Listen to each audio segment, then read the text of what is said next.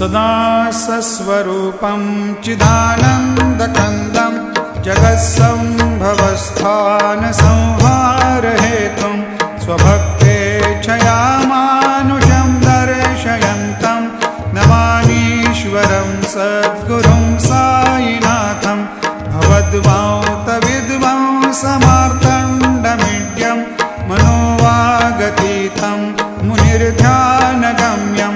जगद्व्यापकं निर्मलं निर्गुणत्वां नमामीश्वरं सद्गुरुं साईनाथं भवाम्भोधिमग्नार्दितानां जनानां स्वपादाश्रितानां स्वभक्तानां